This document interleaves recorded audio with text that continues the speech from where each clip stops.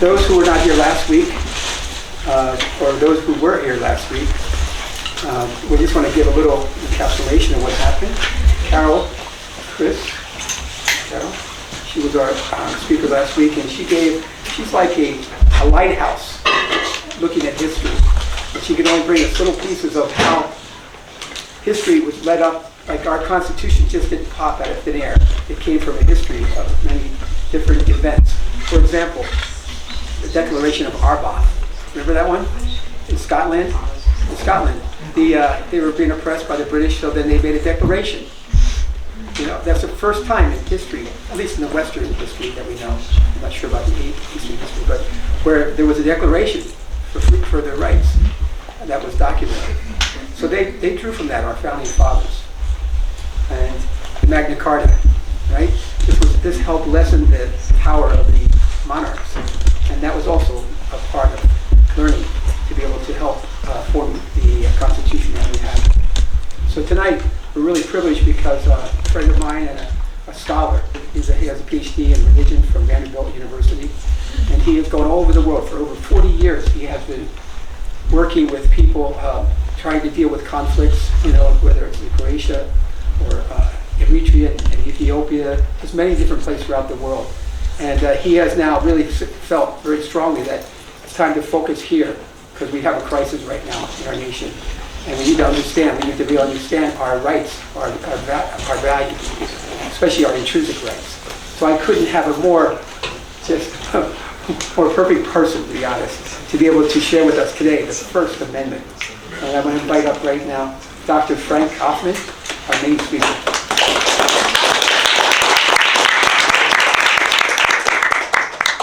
Thank you.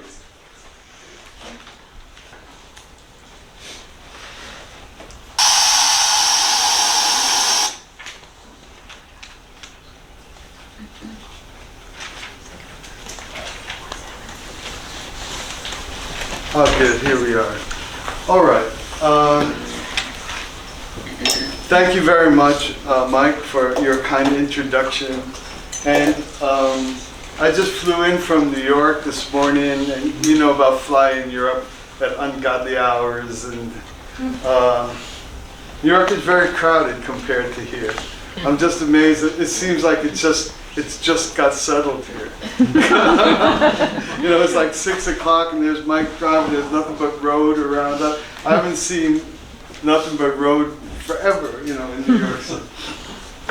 And I did my best, my very best, to try to get from Mike what this is. And I have struggled and struggled.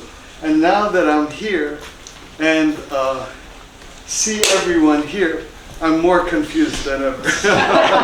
Mike, can I get that water, please? Sure. Thanks. Thanks a lot. So I'm going to keep trying. But I look at all of you, and I'm kind of humbled, and I have no idea who I'm looking at, or you know. So I'll just do my best. To try to be worthy of your time. You made your way all the way over here, and I'll just give it, you know, do my best to try to make this evening, or at least my section of it, worth your time. Okay, so now this Zoom thing is right in front of the projector, it looks like.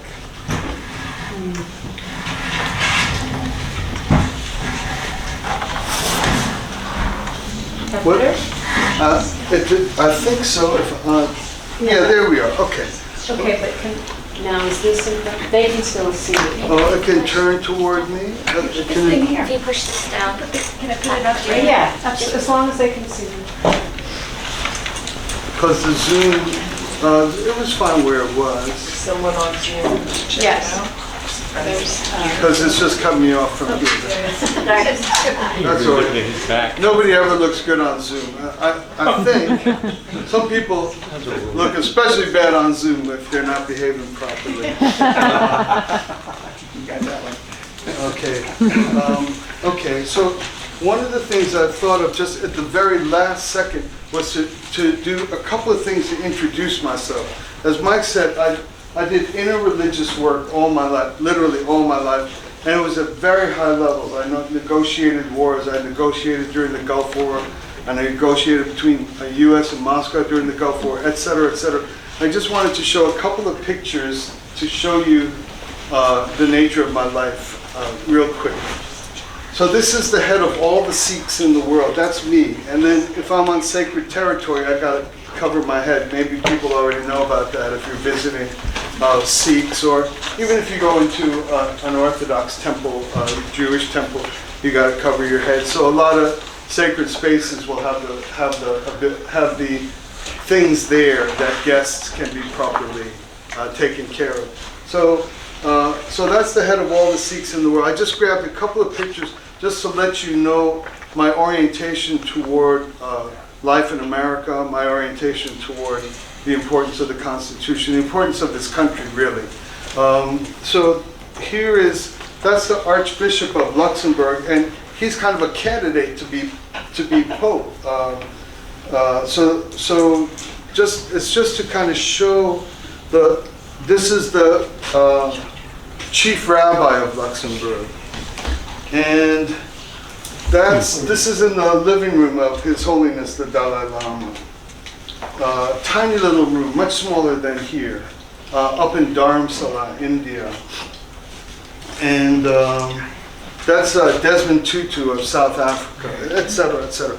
So I just wanted to very quickly kind of show the level of my work, or the nature of my work, and basically, if you are involved in high-level negotiations, basically, as the mediator, your job is to get people to stop killing each other and stop fighting with each other. But in your heart, you know one of the side is worse than the others, but you can't say so. You have to get both of them to fully respect the other, and you have to come to bring to pass the side that is behaving more aggressively, more violently, more disruptively, more problematically, that somehow they are sure of a way of looking at the world in which the harm that they are doing, they feel fully justified, and they feel like they're pursuing something proper in some way that results in aggression, violence, loss of life, ugly, ugly things.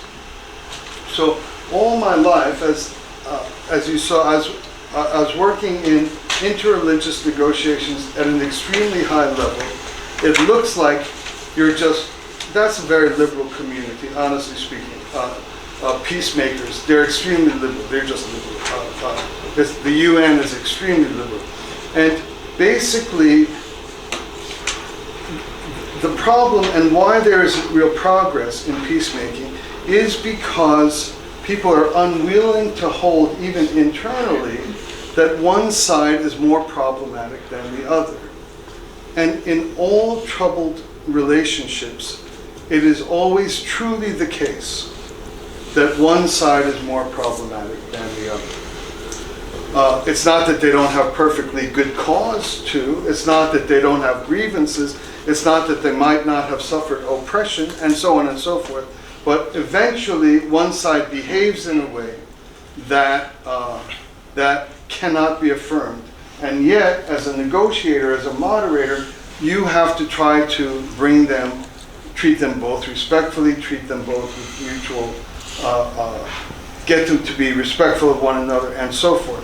So anyway, in the midst of this, I'm an anomaly in this community because I'm an extreme patriot. I'm an extreme United States patriot. I'm profoundly grateful for my birth in this country. I'm profoundly grateful for those who have fought and died to protect the rights and freedoms. And I marvel every day at the magic the magic and precision with which the country was founded conceptually. And so I'm an anomaly in the peace profession, but what happened to me is that in recent years, and perhaps many of you have seen and felt something similar, the relationships inside the United States have degenerated radically and quickly. So what I was, let me start all over again. Here I am with the Pope. No. I'm just, so I was, where was I? I was saying how great I was. How great the country was. Yeah. So anyway, I'm experienced in bringing diminishing attack from one side against the other, from people who are behaving badly but who believe they have some proper reason for doing so. And in recent years, most especially, I don't know where to place the beginning of it. It might be like from 2014 onward or something like that. But to my mind, what used to be a conversational America just plummeted away from that to something like a civil war in our country all the time. And so I was pulled here from the foundation of my skills or my talents or my call or what I've done in terms of getting people to work together. If I'm thinking, if I've worked with Israelis and Palestinians, I've worked with Indians and Pakistanis, there must be a way to bring Americans back to where we can speak to one another again. And so I founded the Settlement Project. It's about 3 years old, and it's a project to and here there's a few premises. One is that America has always had natural enemies, and some of our enemies have philosophical or ideological hostility to our premises. That'll come out of radical jihadi Islam, not Islam, but radical jihadi Islam will have trouble with certain premises and affirmation of freedom in the United States. Another one will come from Marxist and neo-Marxist and post-Marxist agendas. That's often just geopolitical, but it's also ideological or philosophical. And so the Settlement Project was what happened. What I believe is that what was Marxism evolved into something more complex. If I may just, I know I'm supposed to be talking about the Constitution, but if I may just real quickly explain something. Marxism is an economic theory. And basically, it's the view that the power elite, both the clerical elite and the aristocratic elite, are the source of all of our problems. Their greed causes all of our problems, and they must be overcome or removed in some way. What happened is that view, which is able to identify all problems lying in some particular demographic, shifted away from an economic theory and planted itself in race and gender. This is what happened to our current situation. So being male is the problem, not being rich, being male, or being white is the problem. Not being politically powerful, but being white. And so once you have this theory that some group of people is the problem for everybody, and must be violently overthrown, that was Marxism. When it was economic, it was contained in a particular demographic. once you blend down into race and gender, then it's everywhere. It's everywhere. And that's part of the problem of what has caused America to fall into this nervous and unpleasant and non-conversational thing. That if you at all believe that you can find somebody who's my problem, then inevitably violence will become a legitimate way, a legitimate path to easing everyone else's problems. Just get rid of these types, or just get rid of these types. But once the problem is everywhere, it's everybody we meet, then America is in real danger.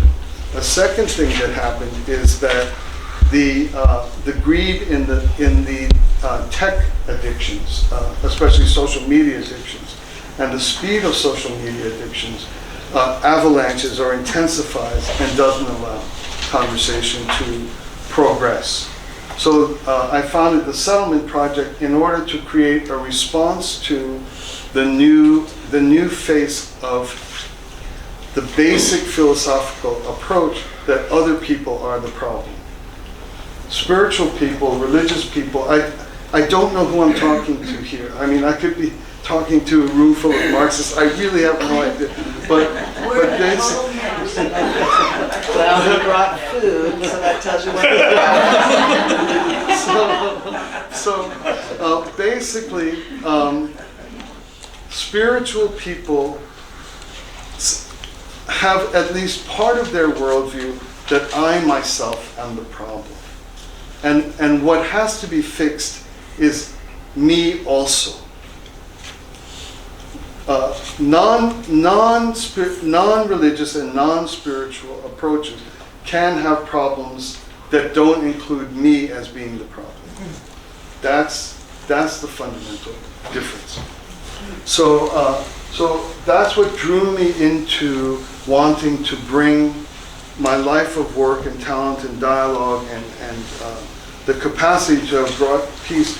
Very often in many places, I really want America to be whole again, to be happy again, for families to start to talk to one another again.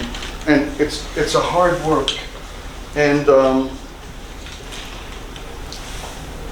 excuse me, but the way it can be done, excuse me, the only way it can be done is in our roots. Either our roots work or they don't. And so that's why the issue of the Constitution is an important one. So I just want to try to talk on that a little bit. And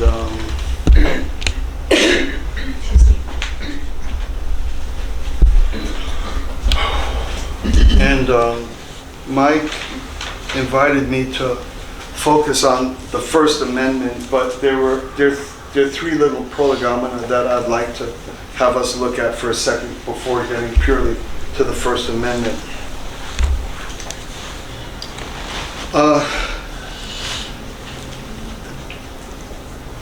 The fact, to me, the fact that a ragtag militia could defeat the greatest military power in human history is a suggestion that blessing was upon our founders and our revolutionaries. I don't think they were aggressors or haters. I think that they just wanted to have either their colony treated rightfully or our independence, one or the other. So finally, these men, I think it was all men, issued the Declaration of Independence, and I'd like to look at that real quickly. The new summary of this is, we hold these truths, you know the thing. But I decided to expand it a little more and try to get back to the original. Okay, so we hold these truths to be self-evident. Oh, I made the red in here. the truths to be self-evident, all are created equal, endowed by their creator with unalienable rights. Among these rights are life, liberty, and the pursuit of happiness. So I just isolated what the preamble to the Declaration makes certain flat-out assertions. One, that the truths are self-evident. They're not argued for, they're not philosophically debated. It's really, they're saying behind, less than this we can't even, there's nothing to discuss. They're self-evident. It's a starting point. We have a country to build, and we believe that what we're about to describe is self-evident. It's not derived by books or by study or by argument or by studying philosophers, or like we thought that the Greeks had a great system. What they're saying is that it's self-evident. It's a very important thing to grasp when understanding how our framers and founders decided to design the United States of America.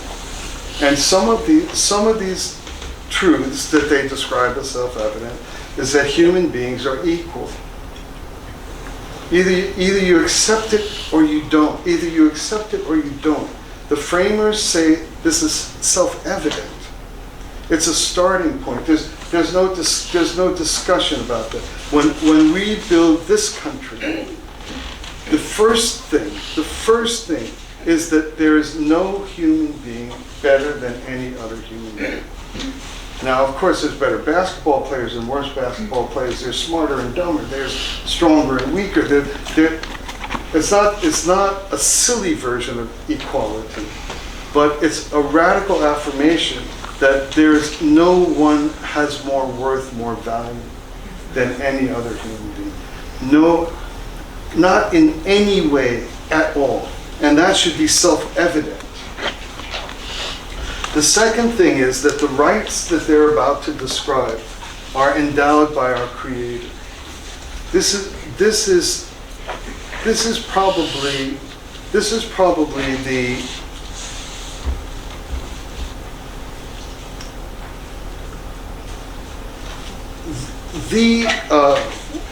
what's it called when you, like, the cornerstone of a building, right? The cornerstone, right? That's like, without that being in the right place, the building can't stand, right? That's what that is, right? This is the cornerstone of America, that the rights are endowed by our Creator. So as soon as you bring a Creator into the picture, that's where our equality comes from. It isn't a humanistic version of equality. The reason why I know you're equal to me or you're equal to me is because we have the same Creator. That's where the rights come from. That's where our equality comes from, and that's where our rights come from. Therefore, they're unalienable. If they came from any other place, they could be challenged. But if they come from the Creator, they're unalienable. And then they're listed what they are: life, liberty, and the pursuit of happiness. To me, the most interesting thing about those are only some of them. Among these are, remember? Yes, among these are life, liberty, and the pursuit of happiness. But to me, what's interesting is liberty. Liberty is a right endowed by the Creator. Life is obvious. Life is obvious in a way. And pursuit of happiness it's an interesting one to choose. It's a nice, instead of the right to like work all your life or something, it's like pursuit of happiness. Hey, I'm for that. That's, but liberty, to call that a right rather than an aspiration, it's a right. And oftentimes when we think of these things as coming from our Creator, it's because it is the quality of our Creator. Our Creator is absolutely free. Otherwise, doesn't have the capacity to devolve it or to bequeath it. Freedom is the nature of the Creator. Thus, that's our right. That's, okay, so that's it. All right, then the other preamble I wanted to look at before touching on the First Amendment. Same thing. We the people of the United States, the Constitution, so they did all this work. Constitution is a pretty complicated document. It's very detailed and touches on a lot of subtle matters. Why? In order to. That's the only reason why we're doing all the work. That's the only reason why we're creating this complicated document. What is it that they think they're designing by creating the Constitution? Doing all this work, having all these arguments. These were strong-headed guys. As you know, I mean, they had a lot of fights among them. They had a lot of bad blood between them. But they put the Constitution, duels, right? But they put the Constitution together. Why? What were they after? What were the things that was basic what they were trying to accomplish? 1, a more perfect union. 2, justice. It says here very simply, we the people of the United States, in order to form a more perfect union, establish justice, ensure domestic tranquility, provide common defense, promote general welfare, the blessings of liberty for ourselves and our posterity. And I did the same thing as I did just now before with the preamble to the Declaration. These are them. This is the only thing the framers thought government should concern itself with. Nothing more. Nothing more. So as we face this onslaught of this little thing that bothers us, this little legislation that bothers us, this little thing that happens to our school kids, this thing that happens in the media, this thing that, we're just bombarded left and right. We're fighting these things and we're trying to find a way to remain decent and remain respectful and yet not allow little innocent children to be subject to horrible things. But it's good to go all the way back and identify what, in fact, the framers believed organizing and governing what it is meant to do. It's to establish a more perfect union. The idea that all states get ever better and better and better and more cooperative. So you have some state with oil, you have some state with water, you have some state with flowers, you have some state with rivers. To make a more perfect union, that the United States is the first thing that they want the Constitution to make possible is that we create a more perfect union. That every little corner of the United States, every little individual from the United States, that the more we recognize our commonness, our common purpose as Americans, this is the design. The Constitution is meant to support and make that happen. Justice. Justice is, it's the second thing, interestingly enough. And to me, it's related to equality. Equality. Justice and equality are almost synonymous in my field of things.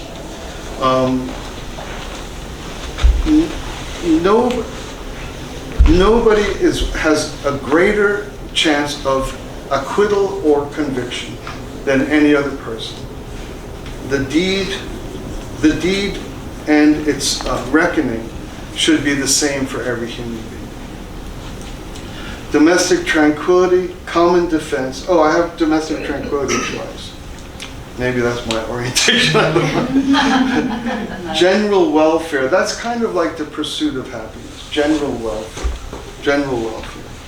And the thing I like about these last two, the blessings of liberty,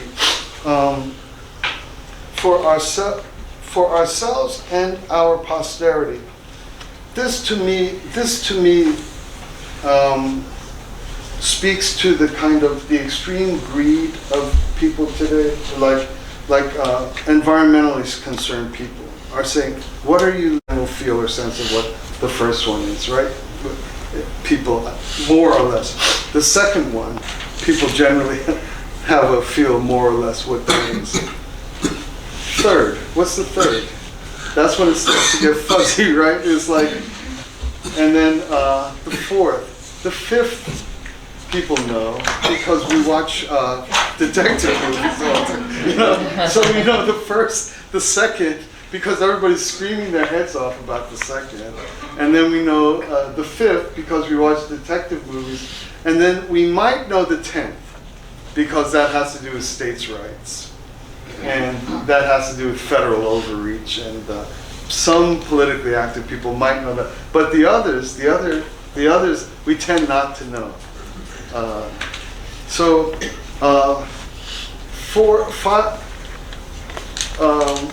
Three is that the army can't live in your house without your permission. I think the Civil War, they did it to my grandmother. They did. Wait. Yeah.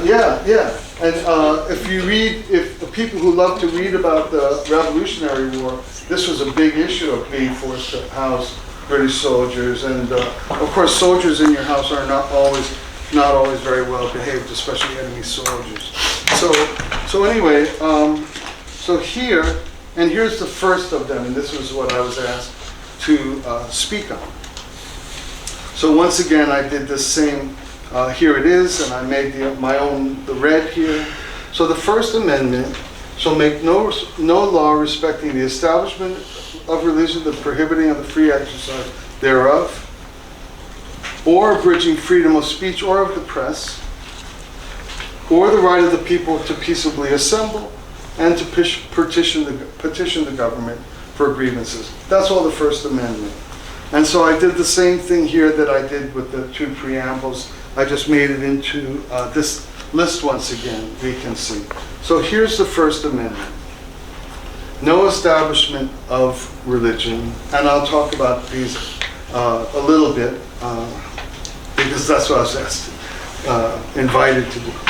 So the First Amendment has basically has 6 things that the framers thought was crucial to add to the Constitution. Even though the Constitution was really intensely worked on and was very carefully built, they added 12 amendments, and the Bill of Rights is probably one of the greatest things that ever happened to human beings, is this Bill of Rights. And the first one is this. I don't know if anybody's ever seen the comedian. There's a comedian that has a great skit that says, they start out saying, I don't want to steal your thunder, Mike, but they say, the second thing, he goes, the right to bear arms, that's the second thing. That's the second thing he's saying. And then he said, the first thing they said is, you can say whatever you want to say. And then after that, they thought, well, maybe you better get a gun. Anyway, but I'm just chatting about this one now. So the First Amendment are these. Let's look at them more closely. When people just think it's freedom of religion, they just say freedom of religion. But actually, there are two very different things here, and these are very important for us to pay attention to. It says, the government shall make no law respecting the establishment of religion or prohibiting the free exercise thereof. These are two different things. The law preventing the establishment of religion is that the federal government or any government cannot require everybody to be of a particular religion. It's basically has to do with establishment, because there's the Church of England, there's the Lutheran Church of Norway, etc., and that is the religion of the state. And the American revolutionaries said that because they're talking about each individual has unalienable rights from God. No one can tell us what our religion should be. So basically, this is freedom of conscience. The first clause of the First Amendment, they what is it? How does it read? Congress shall make no law. No law respecting the establishment of religion. What it means is that the government may not establish a religion. It doesn't mean that you can't pray at a football game. It means that no one can compel you to have a given religion. Muslim states have given religions. They don't necessarily compel you, but there's different laws for different religions. So the Establishment Clause directs itself at the authorities, at the secular government. The free exercise, it says, or prohibiting the free exercise thereof. The free exercise clause has to do with the whole of life. It does not have to do with your beliefs. It has to do with when you shop, when you go to the hospital, when you go to work, when your little kid is playing on the Little League team. No one can do anything to prevent you or force you to do something contrary to your religious life, not your religious belief. The No Establishment Clause has more to do with someone trying to impose their beliefs on you, to make you have to believe a certain way. The Free Exercise Clause has to do with how you behave, so that you cannot force someone to bake a cake for a wedding that is contrary to their religious self-understanding. It's not about where you can go to church, free exercise. It's about you protecting your whole life. That's the free exercise. Then the next one, freedom of speech. The freedom of speech clause has to do. Speech is the first frontier of social reality. I could think anything I want about anybody I want, and I have made no impact on social reality. I could madly love somebody. If I never say anything, it has no reality other than it has reality to me, but it has no social reality. It has not come into existence. If you think of speech in the purest way, you think of the Gospel of John, first chapter. In the beginning was the Word, and the Word was with God, and the Word was God. And so the speech clause is close to your own divinity in a way. You speak things into existence. Without them, without saying, you do not create reality. With saying, you create reality. If I came and went from here with a thought that there's no reality to it. If I said, this gentleman looks extraordinarily interesting to me, I hope that I have a chance to say hello before I leave. I have created reality just with the utterance. And so free speech means that you're allowed to act like God in a way. You're allowed to express your divinity. The same God that gives you your rights, the same God that gives you your equality, is the same God that allows you to be a creative force. That's what freedom of speech is. And it's also trust in learning. So freedom of speech is the freedom to be wrong. This is one of the most important things, and this is what has been torn out from the hearts of the American people.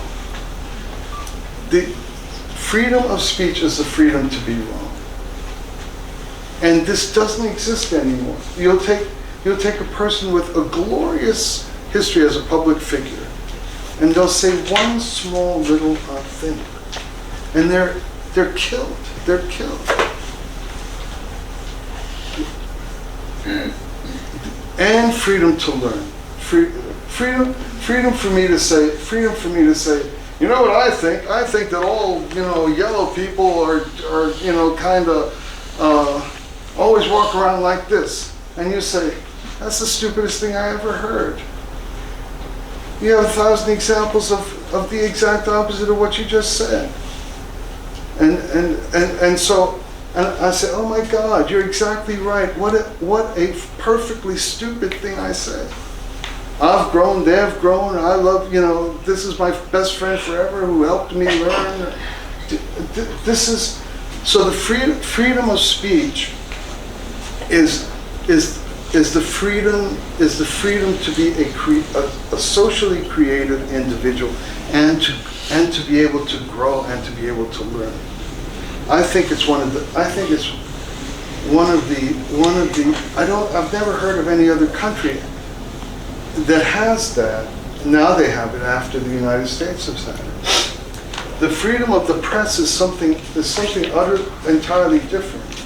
The freedom of the press has to do with writing and publishing. So spoken speech is more transient, more it comes and goes. You can depends on your witnesses or something. You can say, well, I didn't say that, I didn't really mean that or something. But once something is written, there's a very hard reality to it. And so the framers, when in the First Amendment, they didn't only want just the freedom for individuals to be able to speak freely without fear of being destroyed for their thoughts or their ideas, but even if you write something, you're still free to even write something that's wrong. You're still free to even publish something that's wrong. You're free. And this second one, freedom of the press, it's also connected, and it's in the same amendment. It's connected to the freedom to petition the government for grievances. So what's called the Fourth Estate, the media, journalists, their job is to challenge the abuse of power. It's a huge part of their job. But in tyrannical states, they're not allowed to. They're oppressed. They're forbidden to. So a group like this, we could complain all day long about serious things that are affecting us very negatively. But if you have a journalist, like, I don't know if you know this guy with Revolver right now, who's pushing on J6, I forget his name.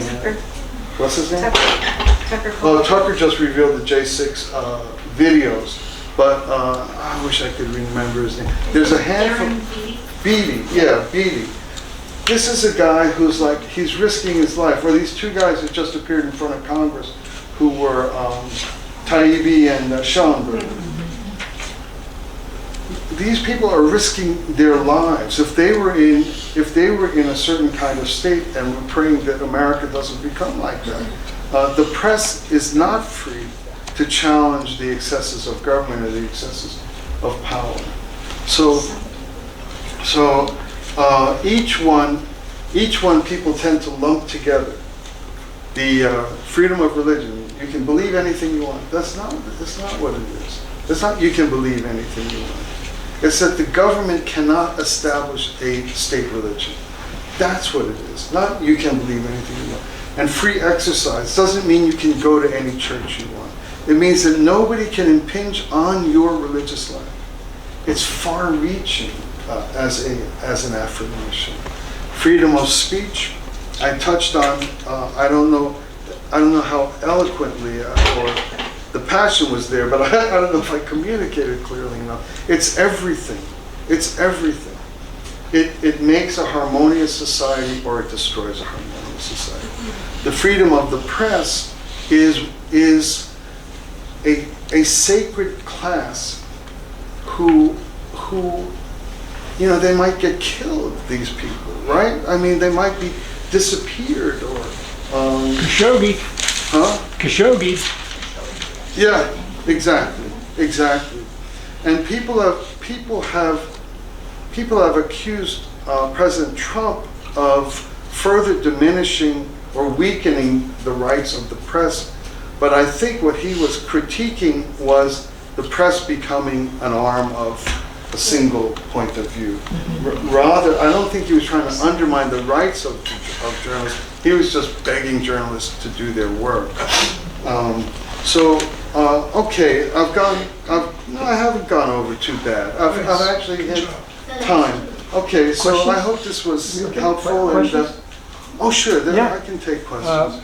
Questions? Anybody have a question for today?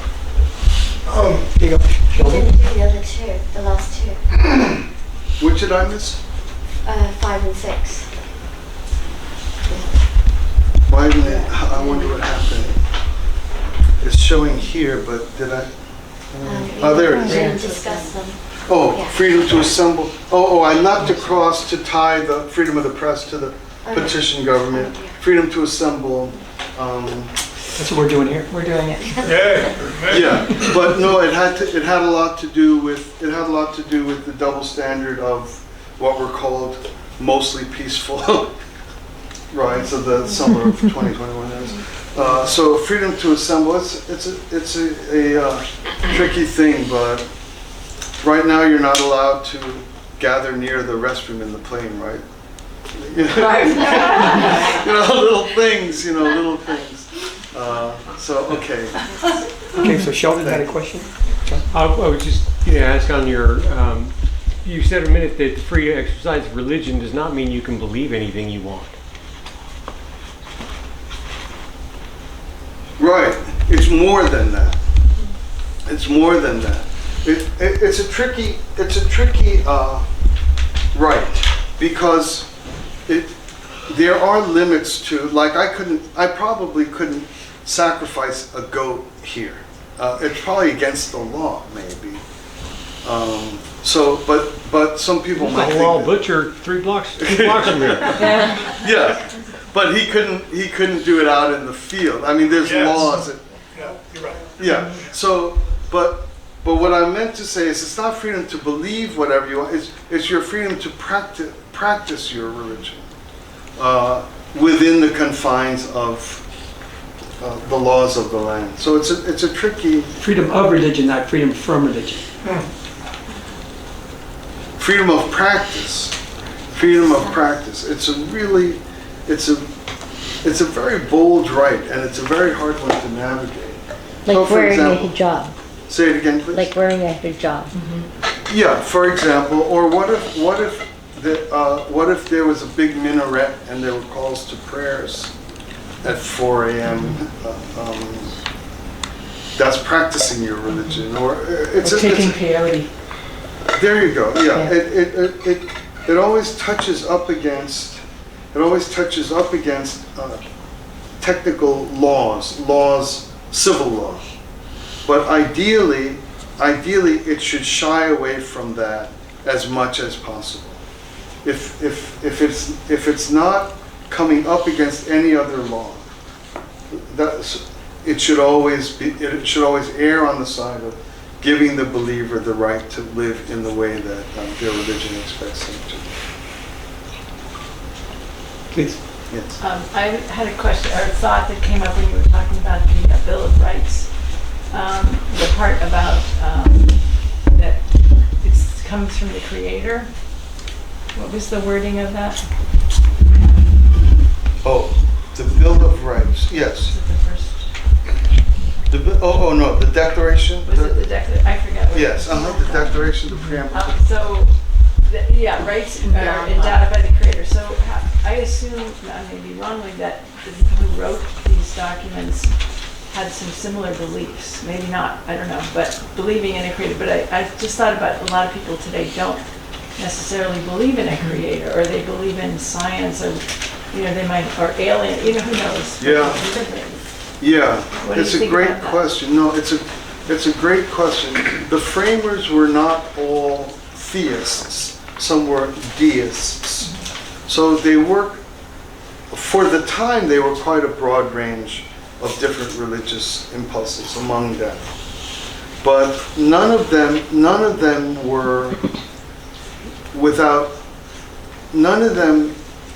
we're utterly without some form of divine source of life in the world. So, for those who would say there's no creator, Then who gives you the rights? The government? then they are. It's an ironic thing. I don't want to say they, but they tend to imagine it gives you greater freedom. Nobody's telling me what to think. If I don't want to believe in God, I don't have to believe in God. But what happens is that it then creates a kind of an elite class, which is acting like in the place of God.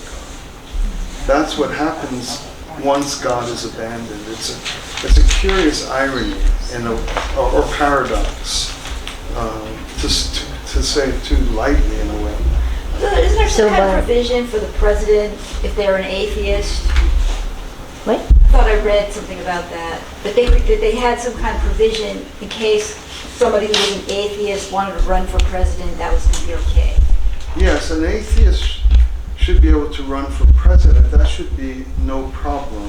Right, the president doesn't make the laws anyway, so. Right.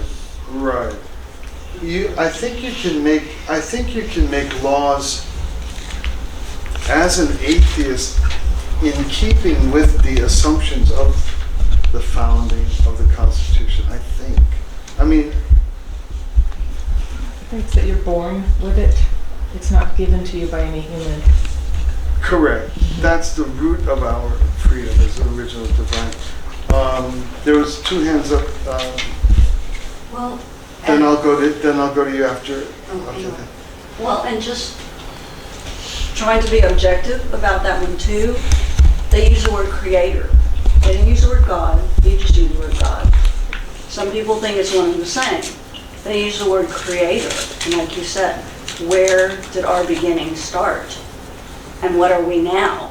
We are a creation. Where, from where? That's your own belief. That's your own interpretation, right? It doesn't even have to be connected to spirituality or religion. I'm grateful they use that word, because if they had used God, I would be offended. Right. And not because I'm an atheist. But I don't think that would have been appropriate. It's too parochial. Exactly, yes, but that's very broad. It's more general. It gives process and room for opinions and variations that are yours. Right. Yes? Yes. So we have this young lady and then you, okay? That's all I was going to say, is that by using the term creator, it takes it outside the realm of mankind. That's all. That's right. Right, I It states think the obvious. That's how I, It states the obvious, that we didn't create ourselves. Which, I have 2 things to say, but on that one, our Pledge of Allegiance was inserted God, under God. right, And I guess in following this, it should have been under the Creator. yeah, good point. Interesting. Yeah, and could you go to, I think the last one, the First Amendment, which was probably your last sheet. The list or The list for the First Amendment, okay. So when obviously under COVID, we saw the First Amendment completely destroyed. We can think of 1 through 6 in an area of how they were each destroyed. But what I had not thought of until you gave different terminology to it, things of the way that I could express of what I lost when it was taken away from me, right? I lost the whole of life. I lost my learning. And writing and publishing, but there's a reason for that. And that is so that what I would say will last over time, perhaps through eternity, as long as it's available to be consumed in some way. Yeah. So I really liked what you had there, because it brought it home to the things that saddened me rather than angered me. One of the huge parts of the lockdowns of the pandemic was the complete silencing of opinion, especially of medical opinion. And that, it's bizarre. it's almost like living in a nightmare. We can't even believe we're living in a nightmare. I was just gonna say that, I think you said this, but you just made it really clear to me that, wow, every single thing there during the last 3 years was taken from us. Yeah, and then they keep extending. Are we still in an emergency? Yeah. In this county, we are. Another 2 weeks. It's basically, no one gives up power. That's the, and emergent, it provided the perfect excuse for raw power. So, Yes, sir. in the future, if there's an emergency, does Congress have a right to suspend our Bill of Rights and our constitutional rights? What are the rules on? Yeah. Well, technically, if the only thing they can really do is get rid of themselves, because they exist at our pleasure. They don't exist, it's not obvious that they exist.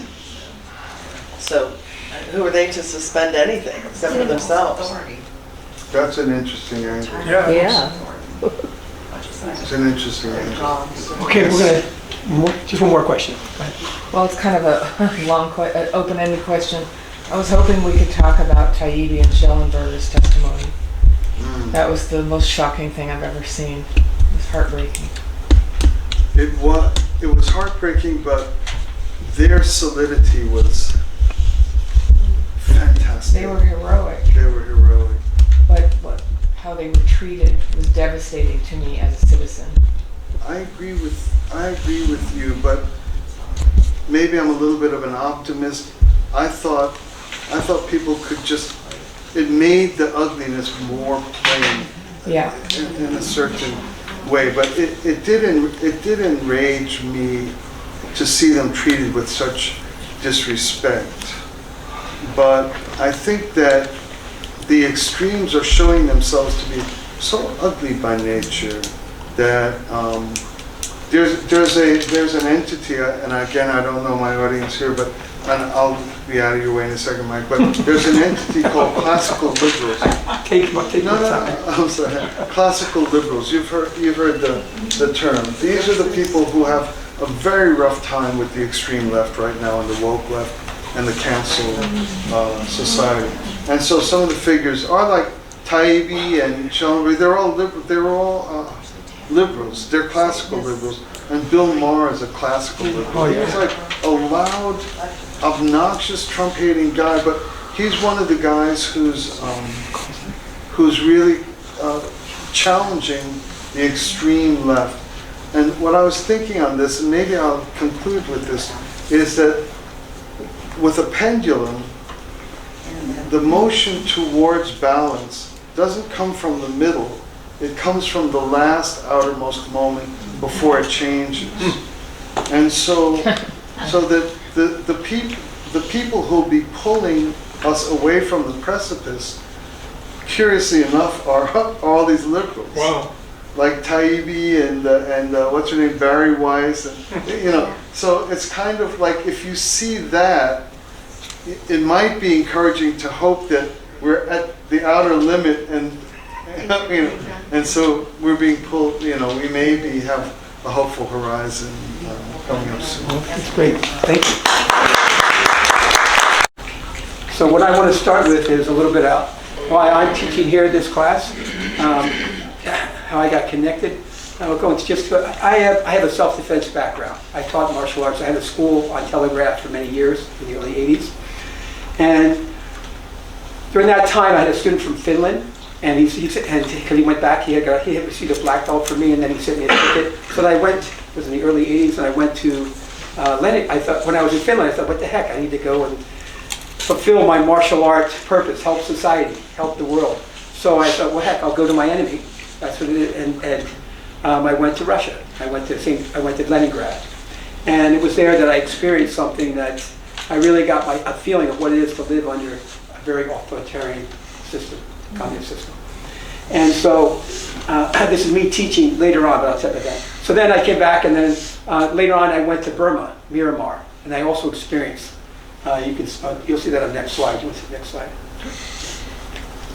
This is me, and I went in illegally. Hello, everybody listening? And legally, because there's just a lot of conflict in that country. This was back in the 80s. It's worse now, to tell you the truth, because of COVID. The people escaping, they can't go into Thailand, so they were stuck in 88. There was a protest, and anyway, they were being shot at, the students, and what have you. But they ended up in displacement camps instead of refugee camps, because there was no war between Burma and Thailand. But I was able to go there. You can see here, give me liberty, give me death. I want to read something right now. This is a book of speeches. This is Patrick Henry. They tell us, sir, that we are weak, unable to cope with so formidable an adversary. But when shall we be stronger? Will it be the next week? Or the next year? Shall we acquire means of effectual resistance by lying supinely on our backs and hugging the delusive phantom of hope, until our enemies shall bound us hand and foot? Sir, we are not weak. If we make a proper use of the means which the God of nature hath placed in our power, 3 millions of people armed, I'm going to repeat that, 3 millions of people armed in the holy cause of liberty. And in such a country as is that liberty, to make, excuse me, I want to go again, 3 million of people armed in the holy cause of liberty. And in such a country as that which we possess, are invincible by any force for which our enemy can send against us. And then I'll just go back down to this main part here. What would they have? If life is so dear, or peace so sweet, as to be purchased at the price of chains and slavery? Forbid it. Almighty God, I know not what course others may take, but as for me, give me liberty or give me death. Again, I want to read something, so I want to make this very clear from the beginning, because I'm going to go back to this. Any government who fears the people, any government who fears the people is freedom. Any people who fear the government is tyranny. No one thinks that when the First Amendment speaks about the right of the people to petition the government, that it means only to protect the rights of the lobbyists for the state governments. Yeah. It means individuals. What the Second Amendment is saying is that you can't disarm the people under the pretext of regulating the militia. Remember that. So go back. So this is me here teaching. So the right of arms. And that's not the right to break arms. This was me in Minsk, Belarus, teaching a military group. In fact, I was there during the time of Perestroika, from 90 to 95, and I ran around the former Soviet Union teaching how not to hurt somebody. Okay, and this is me, and I went from Ukraine. I was going there, and I had to get back into I was going. It was the time they called it the CIS, the Continental Independent States, when the Soviet Union broke down. And so this is me going into Kalmykia. This is the president of a small republic in former Soviet, the Russian Republic. Next. And as I mentioned, I was in Burma, and those are experiences that it's hard, you can read in a book, but when you go out and you experience it, takes on a whole life in itself, and it's from the gut. And so a lot of people that I resonate now, come from places like Poland or Czechoslovakia, who lived under this type of oppression.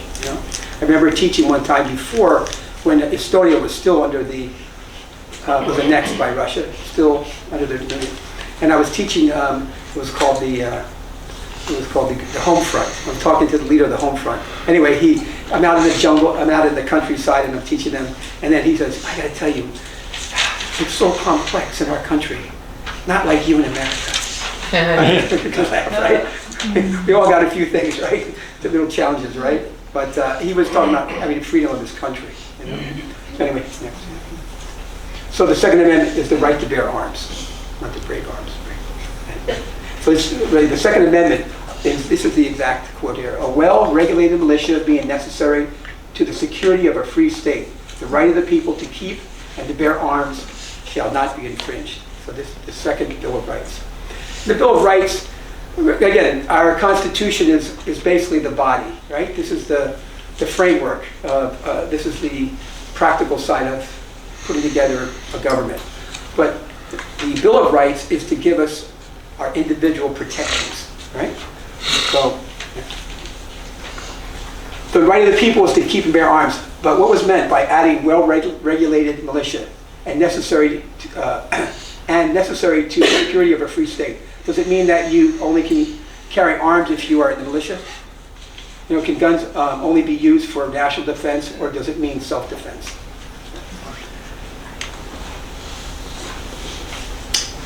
Before, you know, in England, there was a bill, there was a declaration, they allowed people to have guns at some point in the 18th century, 17th century, where there was in England where they allowed them to have guns.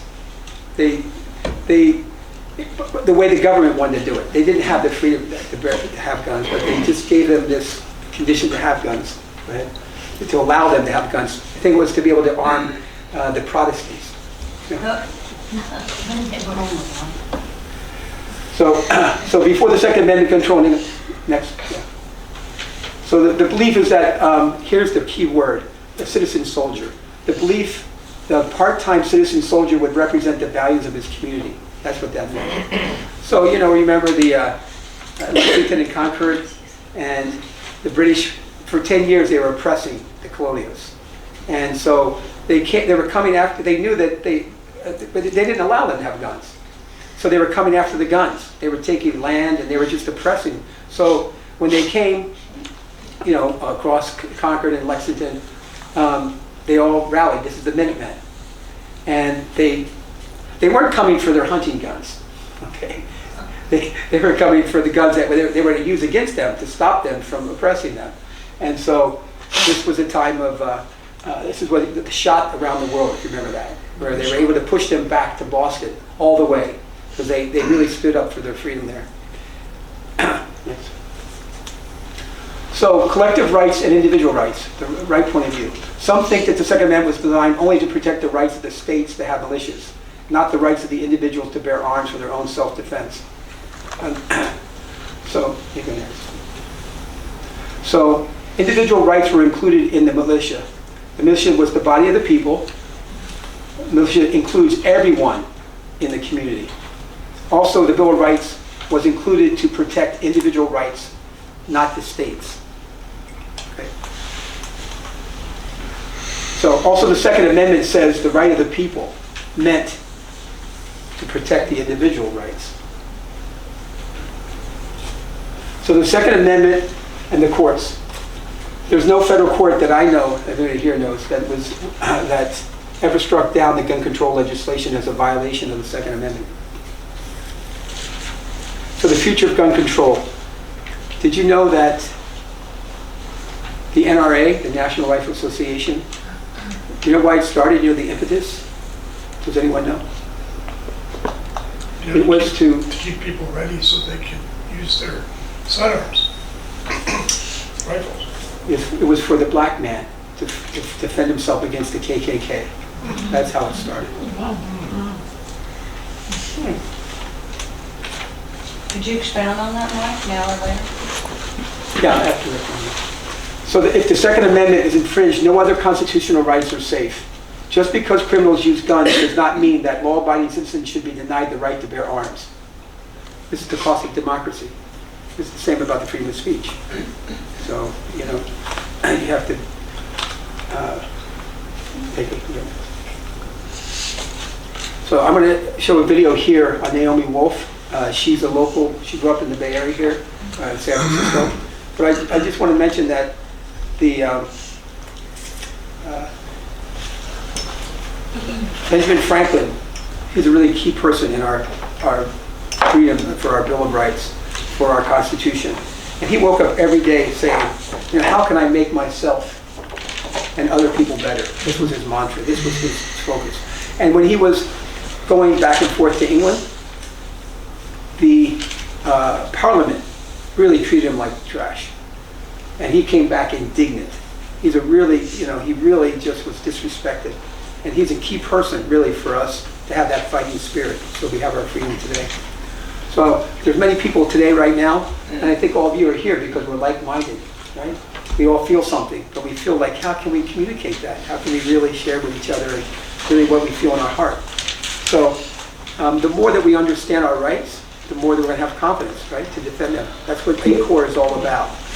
So I want to share this little video here with Naomi Wolf, who really has that conviction that we are all seeking to have. Sure.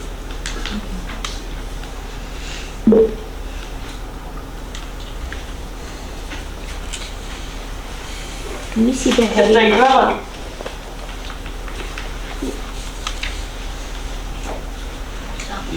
Mother Rosa's 9 brothers and sisters out of that this could happen, that there are 10 steps to tyranny, and now, and I'm going to get to the gun issue, but the backdrop is now I thoroughly believe that we're at step 10, and we're, war is being waged against us. And the details are in my book, The Bodies of Others, but the bottom line is it's a war that's different from any war we've seen before. It's not a declaration of war, it's not bombs dropping on us, it's not, an army appearing on our shores or, over our borders. It's much more subtle and insidious, and this is how the Chinese Communist Party specifically, which is one of the bad actors, likes to wage war.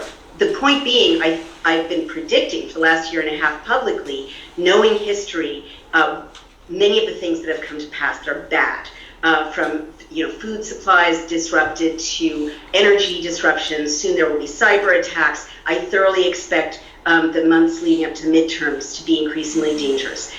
The bottom line is, I had to rethink at a time like this my relationship to weapons, and I come from, the left, as you mentioned. I loved your intro about how we should all be able to talk to each other. I agree. I'm the daughter of total hippie bohemians. Absolutely. Grew up in California, in San Francisco, in the Haight-Ashbury, right? And at that time it was like, guns are the enemy, gun owners are the enemy. By the time we've made the world better, no one will need a weapon. It's a retro way of thinking that you would ever need a weapon. And then as I grew older, the discourse got even more aggressive toward gun owners in the worlds I came from, Yale, and then Oxford, and then the kind of corridors of the Northeast of the kind of media elite and the liberal elite. I'll just say it. I've been ejected, so it's okay to say it now. And it was much more aggressive in the sense that people, the discourse was, you have to be crazy to own a gun. You have to be certifiable to who is sane would need multiple weapons. The idea of arming school teachers is catastrophically insane. And never in my whole adult life did I hear until recently a discourse that was common on the other side of the aisle of some people hunt for sport and for food. Some people like to collect weapons because they're beautiful works of art. Some people want to defend their families and their homes, let alone hearing something really important to me, which is female gun owners who use weapons or are responsible firearm owners. Forgive me, I'm kind of new to the lingo, because they want to protect their families, protect themselves. They want to deter, violence or sexual violence, or they've survived violence or sexual violence. So to fast forward, in addition to the geopolitics of seeing that it's becoming a more and more dangerous, just physically dangerous situation in America, and that our adversaries want us to have a civil war. They want roaming bands of violent criminals and militias and the end of the rule of law. That's literally what Defund the Police calls for. Yeah. And I've been around the world in conflict areas, in active war zones, and I know what it looks like when there is no rule of law, and it's absolutely terrifying. See, the rule of law, the strictest laws for guns are where they have the most murders. Right?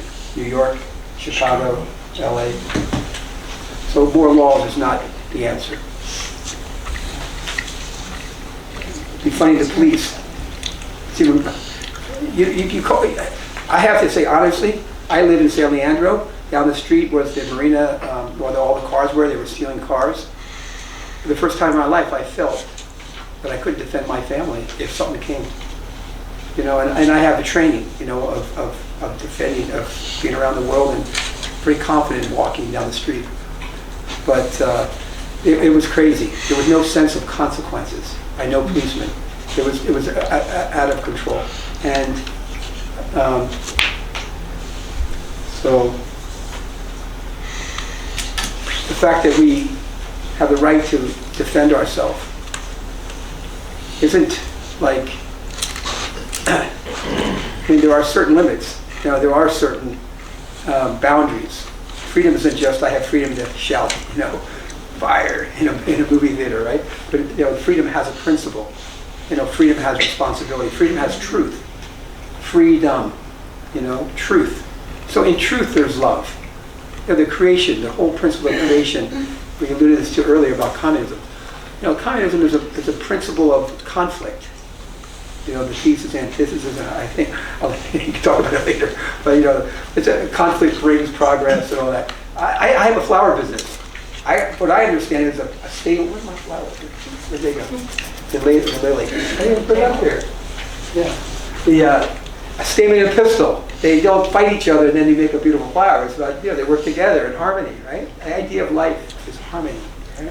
Working together, relationships. And so that's what brings progress. Working together is ideal. And it really, the problem with guns and the problem with all these, I mean, I really have the heart of people who have died under that. But, you know, the problem is family, coming back to the family and feeling your value, feeling loved, right? True love is something that's within, it starts from the very young age. And the breakdown of family is really the big problem. You know, today we have bills coming from our government here right now that are putting the government over parents, taking parents away from their authority. 12 years old, you can decide what you want with your own body, sexually, and all these things. They're disgusting. So, a powerful point here. Let me get this right. The family, breaking apart a family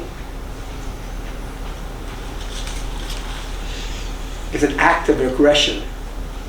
Breaking apart the family is an act of aggression against the country, the world, and the universe.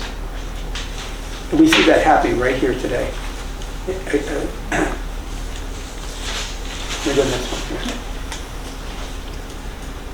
This, you know, not having a gun to defend ourselves. Look what happened in Hong Kong. Just people had no way to defend themselves. They were just dominated, you know, recently. So this will really explain something like that. Folks, the president says he has a mandate. The people of this nation have spoken. That means his government can do all sorts of good things. We can ban assault weapons. Gun control's on the agenda, and many progressives also want to outlaw hate speech. Venezuela also passed gun control laws, something else America's ruling party would like to do. But in Venezuela, people discovered that taking people's guns also makes it easier for the government to come to your home and take your property. See how it actually happens in Venezuela. You're just in your shop selling shoes, and some government officer arrives and say, "We're gonna shut down your business." That will be completely different if that business owner had a gun. But the government would just come in with bigger guns. If we actually had a culture like you have here in the US, it will have been incredibly difficult. And the restrictions on guns didn't even reduce crime. In fact, Venezuela's murder rate rose. These laws never work. Citizens don't have guns, but the criminals have the bigger guns. The most important. If you know guns, if you have a respect for guns, I know people who grew up with guns. Myself, I didn't really. I have I have lived in New York. I have been surrounded by 7 black men. I have countless stories of dealing with people that have attacked me. In back streets of Moscow, fighting some wrestlers. Countless numbers of stories. And I'm here to be able to say this because I wasn't just teaching robot or karate or something. I was teaching from real life experience. And it really comes down to your attitude, number one, your heart. When you hit somebody, you don't really hit them, you hit whoever they're connected to. And so it really is about character.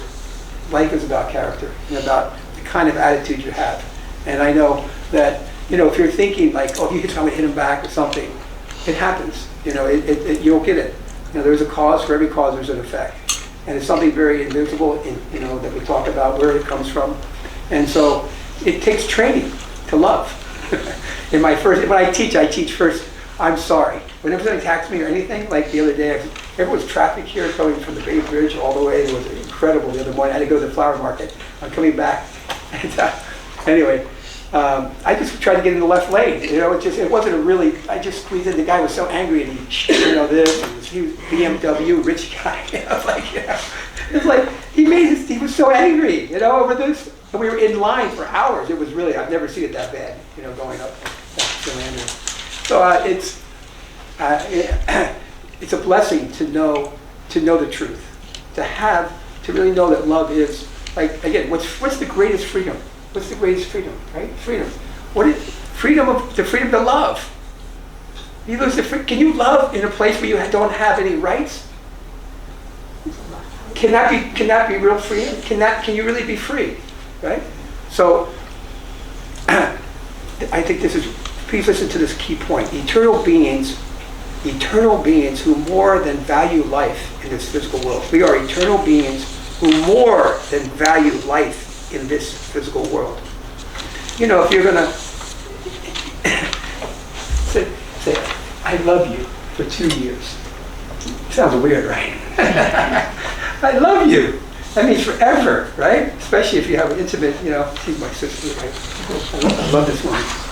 And I mean that, with as a sister, and really as somebody who I really respect. So there's something to that is really important. And when you don't have a sense of consequence, then you feel you can do whatever you want, right? You live for this moment, right? So there is a certain value system that is necessary, and certain boundaries, right? Being responsible with freedom. Your eyeball, what if it just popped out? Is it free? Right? It's miserable, right? Right? So the Constitution, right? Think about it. Your body is your Constitution. The Constitution is a body. So if you have a wonderful system and you have messed up people, you're going to mess up the system, right? So we need a combination of a good system and good people, right?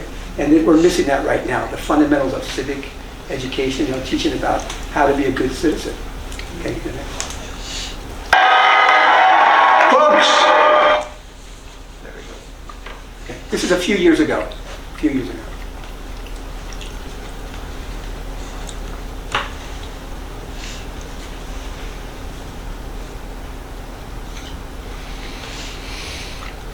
Voted to classify the National Rifle. San Francisco's Board of Supervisors, having solved every problem in the city, voted to classify the National Rifle Association and all 5 million of its members as a domestic terror organization. For now, the plan is just to delegitimize supporters of the Second Amendment, but plenty of people on the left don't want to stop there. No, not close. In a new Rasmussen poll, 28% of Democrats, almost a third, say it should be illegal to belong to any gun rights organization. Illegal. In other words, almost a third of all Democrats believe it should be a crime to openly support part of the U.S. Constitution. Colion Noir is well-versed in all matters Second Amendment related, is a frequent guest on this show, and we're happy to have him tonight. Colion, thanks a lot for coming on. So 28% say of Democrats polled, I'm assuming this is a real poll, it's a reputable pollster, that it should be illegal to belong to an organization that advocates on behalf of a constitutional right. What do you make of that? I'm not surprised. It's essentially what happens when you have a society that starts to champion the idea of emotion over intellect. We've essentially turned into basically a big group of mean girls. Where basically, if I don't like what they do and like what they say, you can't join them or be a part of them either. That's all emotion. But the idea of communicating and engaging in an intellectual conversation about a topic, we can't do that now. It's almost essentially a dumbification of America. I literally feel like I'm in a modern day version of Idiocracy. Yeah, there's a hysterical quality to a lot of our conversations, which aren't actually, as you just pointed out, conversations.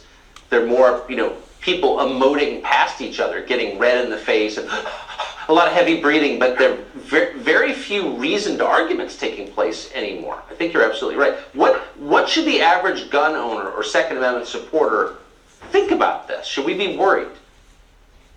I do think we should be worried, because you have to ask yourself a question, especially considering the idea of tagging a certain organization as being a terrorist organization, domestic terrorist organization, simply because you don't agree with them. But what's the end goal here? We're talking about an organization that has 5 million people who are American citizens. So what are we going to do? We're going to start rounding them up and throwing them in prison too? And the irony is our founding fathers were considered terrorists by way of the British government because they wanted to come and confiscate our firearms, and they said no.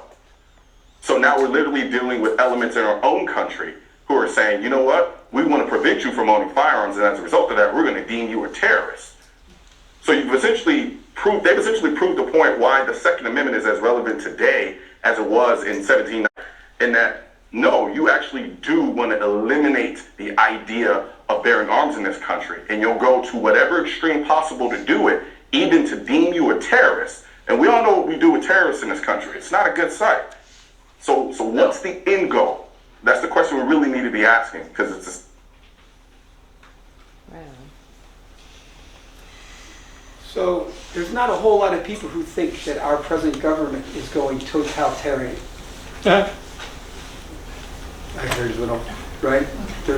We're here, some of us, right? We're clear, right? We're not sleeping, right? Sons of the Republic, live and learn, right? This is the moment right now. You need to really be awake and be aware, because the ice is thin. And I was selling flowers up in Pittsburgh area. I gave the flyer there. That was an experience where a guy came up and put a 9mm gun to my chest and told me to give my money to him or he'd shoot me. And so again, with all my experience teaching for years and years everywhere, I finally had to practice what I preach. Give it up, right? But you don't know until it happens. You really don't. You can't say. You can't have that conviction, right? You can't speak, to others. You can say, kind of this is what you should do, but I did it. I actually had the money out even before he finished his sentence, but it was surreal. I had it. Whole life passed before me. The rest of the day was definitely reflective. Life is precious. Life is precious. Physical life is precious, right? This is where we grow our heart. This is where the atmosphere in our next life, I really feel, is based. It's like a baby in the womb. I don't want to get out. And then you get out, it's not too bad, right? They say when we go leave our body, I don't want to go, man. I want to live. My mother's 92, right? She's been 4 priests that come to her, so she's going to die 4 times. She's still living. She won't go. So I'm going to see her at the end of the month. We're going to go there. So I thank you for not going. You don't know where time to be able to share that heart. So but love is really the force that we really need to. We're not here. ACOR, our group, is not about let's go fight and let's go protest and let's do all this anger. It's really about true love. It's really about, we sit in our group and we go, we're different, but we like each other. This is neat. This is what we want for the world. This is the feeling, right? And actually, I'll just make other points about feeling. My business is called Feel the Love. I mean, it's Flower King, right? Self-ordained. But my motto is Feel the Love, right? So I was selling flowers on Broadway in 45th back in the 80s, 1980. And the theaters were letting out, and some people were going and trying to steal from people. So I just jumped in and tried to stop somebody from attacking a woman. These are implants. So I learned, that just punching like this is not exactly, real street life is a little different. Don't telegraph. But anyway, Then fast forward, my daughter graduated from university, worked for the Council on Foreign Relations, whatever. I said, let's go to see a film. Let's go to theater, right? This is not too long ago, years ago. So we go to Lion King. Now I'm Flower King, we're gonna see Lion King. 40 years before, I was selling flowers on 45th and Broadway. The entrance in the Lion King, okay? And you wouldn't believe the saying for my business is feel the love. For Lion King, it's feel the love, the same thing.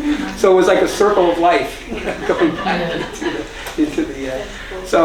Life does have, it's connected, right? If you really have the right heart, and you can, in martial arts, it's fall down 7, get up 8. That's the principle. Persevering, right? So God, I feel, our Creator, is persevered. When you look like, as I mentioned, Carol, she's like a lighthouse looking at history.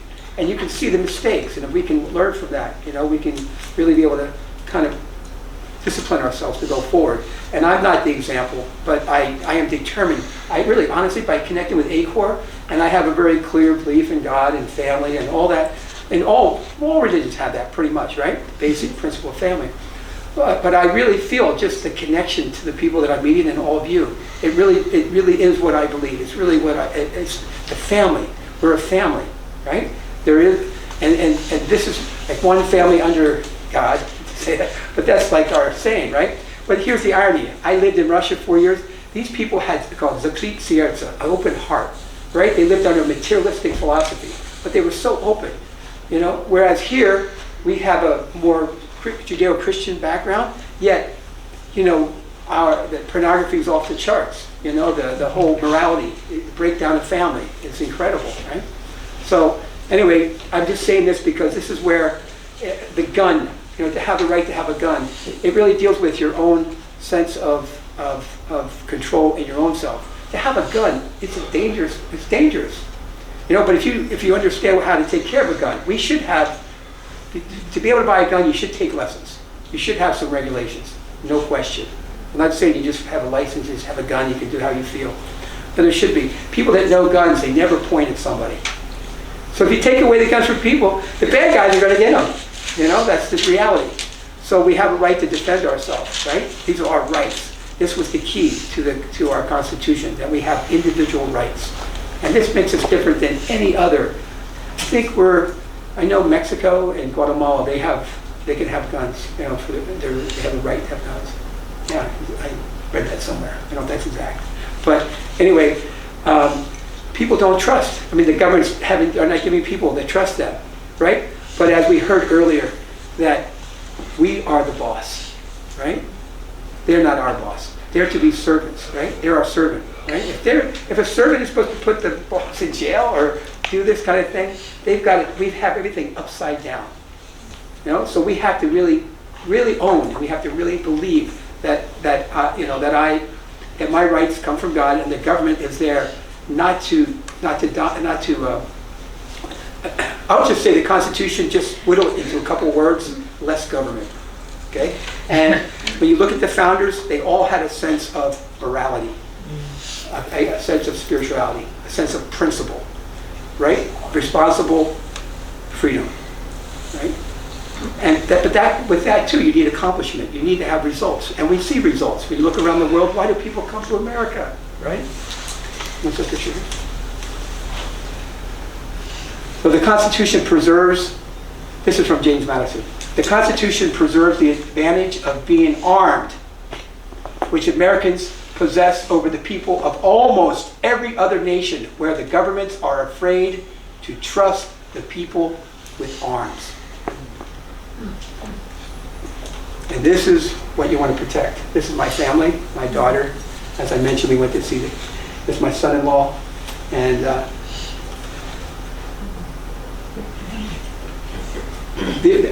my son-in-law's from the Congo. They came here. They came here because to come under slavery, so they could be oppressed? No. They're smart, right? They're loving. So there's a real twistedness about our value right now. I think we have to give more credit to not the government to make changes, but for us to make changes. I think we have to trust more that we can do it without the government telling them to do it. Government steps in, and then they create welfare systems and things like this that keep away from the human spirit, the dignity of the person taking responsibility for their own life, right? So there's a lot more to that, of course, and to have the wisdom that we need right now. You may have a good intention, you may believe in something, but it may come back, and especially in countries that don't have the freedoms and the Bill of Rights that we have. Okay, thank you. Any questions?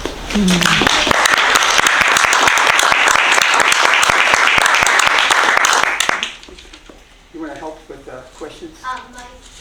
Yeah. Make sure to check with the people on Zoom have questions. Oh, okay. Well, does anyone have a question? Frank, you want to help out? You're really good with I'm happy. Please, I appreciate that. Okay. You have a question? Is it just this? Yes.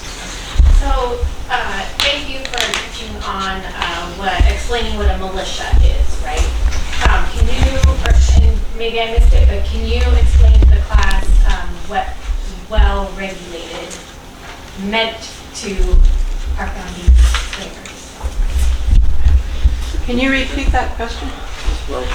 Well-regulated militia. What was the intention of well-regulated? What does it mean? Yeah. Because I think it's might be misunderstood.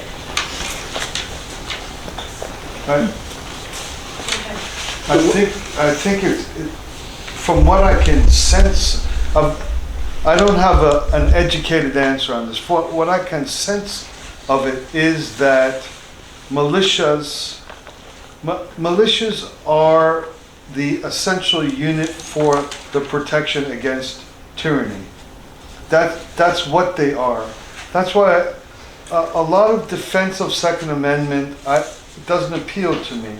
Like people like to hunt, or even just the idea of that you have the right to protect your family. Yes, we do have the right to protect our family, but the Second Amendment is tied explicitly to well-regulated militias, and this means that you cannot be oppressed by tyrants. So I think that the addition of those two words in the Second Amendment is to indicate that gun owners are they're responsible citizens. They're responsible civilian organizational matters. The same way that you would expect a school to be properly regulated, you would expect the medical industry to be properly regulated, that militias likewise are properly regulated. It's not just a private personal right to bear arms. It has to do with the capacity of a free citizenry to be the first bulwark, or to withstand the constant inevitability of power elite to tyrannize. Yeah, they were very, very cautious about our freedom, our republic. And without a spirituality, without a morality, it will never work. And we can see that, we're losing that. And that's why things are happening, so much. And so that's why it's good to just hear the mantra of citizen soldier. Citizen soldier. So that's what everyone just felt responsible for their community. I think America is the first experiment in the government serves at the pleasure of its citizens. It was upside down. Yes. It's the most radical affirmation of a free people. Yes. And so a well-regulated militia is a necessity for that to persist. I'd like to elaborate on where I think Adrienne is coming from.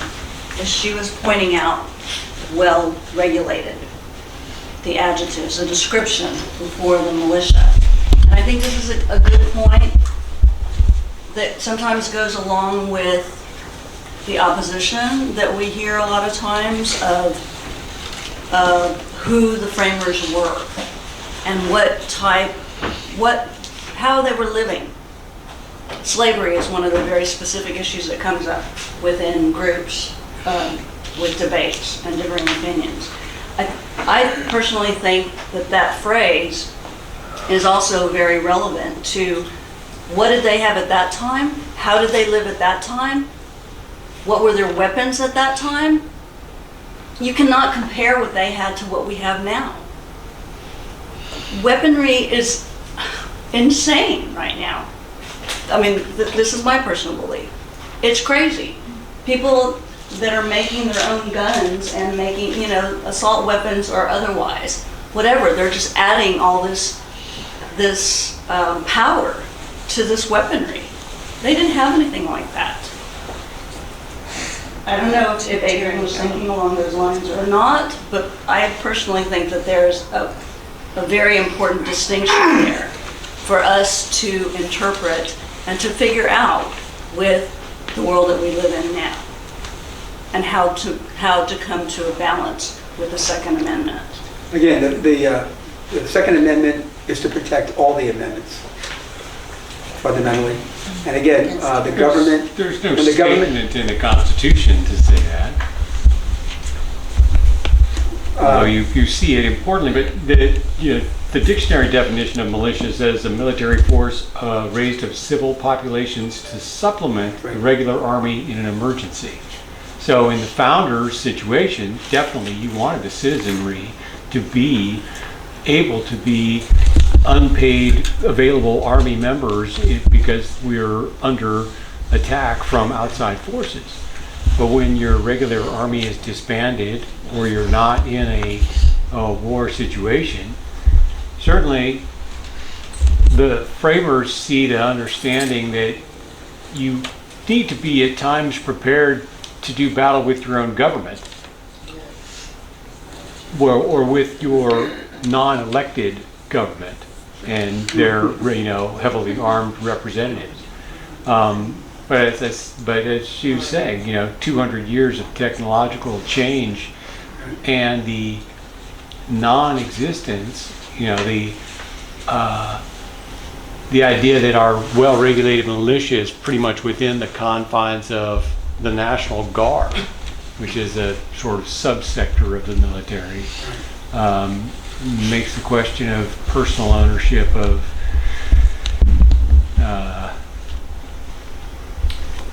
advanced weaponry a bit of a, it's still a problem issue as far as I'm concerned.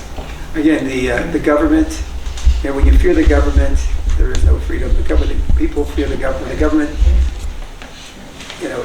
puts fear in the people, there's no freedom. And when the government fears the people, when the government fears people, there's freedom, but the opposite, right? So if when the people fear the government, it's tyranny.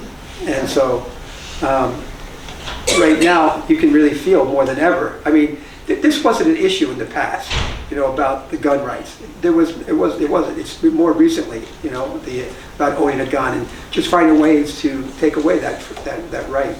So actually, only since post World War II has it become an issue. But you have to look at when the founding fathers wrote that, they had just experienced, they had gained their independence, but they had been used to standing armies from England. That's right. In their country, and people had to billet the soldiers.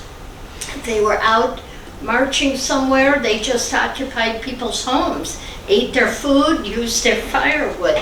So they had had this experience where the military was the enemy. Well, how do you stand up to the enemy? You get your squirrel gun or you get whatever, and they, the militias had been used primarily on the border with Indian territory to prevent Indian incursions into settlements. That was the primary use of the militia, prior to the revolution, and there were experienced soldiers in the colonies who had been called up to fight the French and Indian War around 1750. So their experience is that a standing army can be not good for the people, but a militia is composed of the people. Right, and right now, in common sense, right now, again, defunding police, that's real. And, do you feel protected? Do you feel you could defend yourself against? A gun is a weapon. And so I think, again, it's very important, regulated to me is, we should have, there's a boundary. You just can't go, point a gun at somebody. Then, no way. You need to be taught. You need to have classes, for sure. I believe in that we need to have some standard of respect and understand what it is. It's a weapon. And so you definitely, I think just like you get a license for a car, you need to have a license to have a gun. I'm talking with the training, with education. Yes. What about the tribunal military? Tribunal military for like going inside government, like that's corrupt or something. The tribunal, the we the people.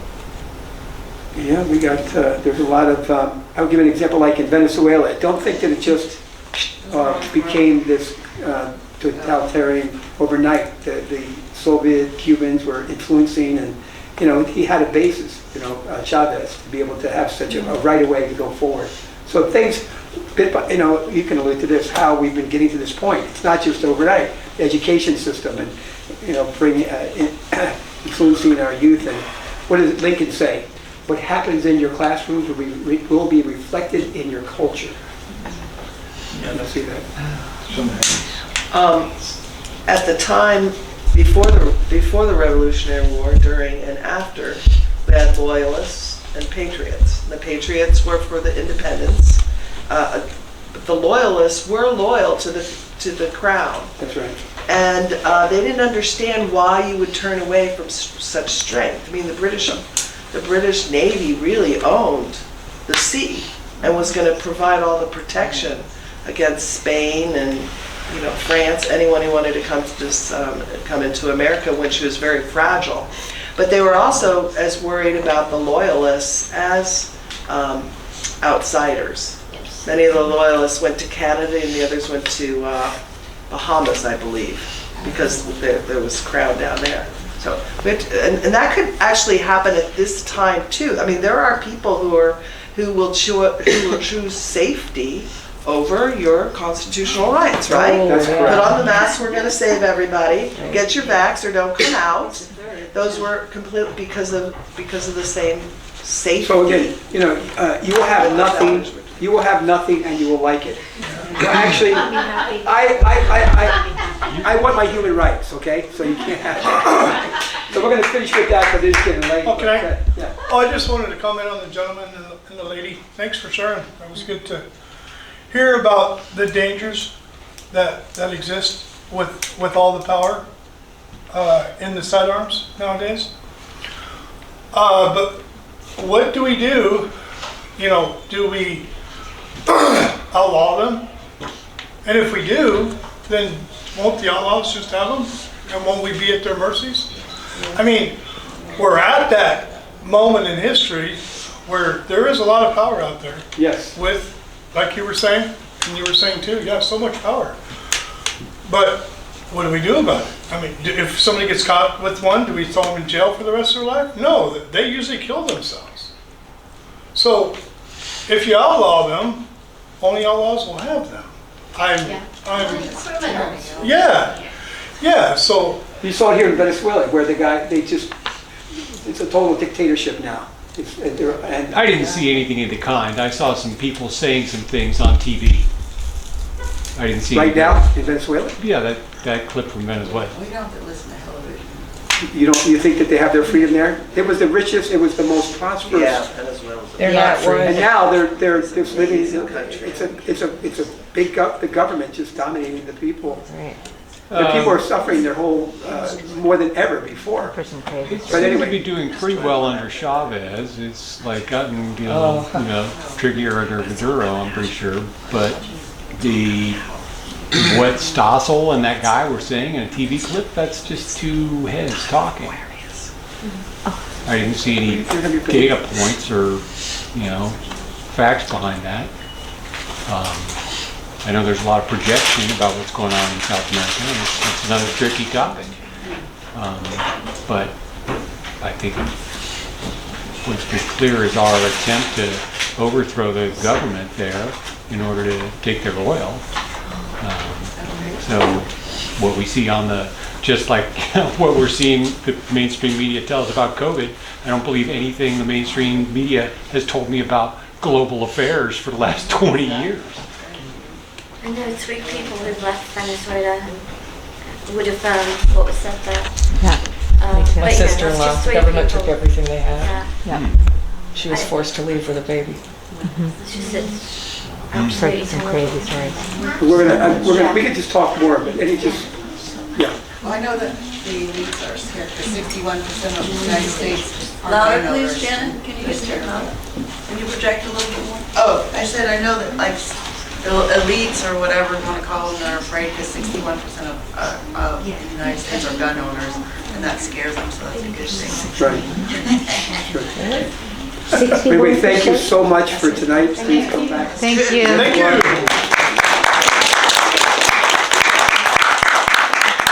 Thank you for your travel. Thank you for coming all the way out here. Thank you for having me.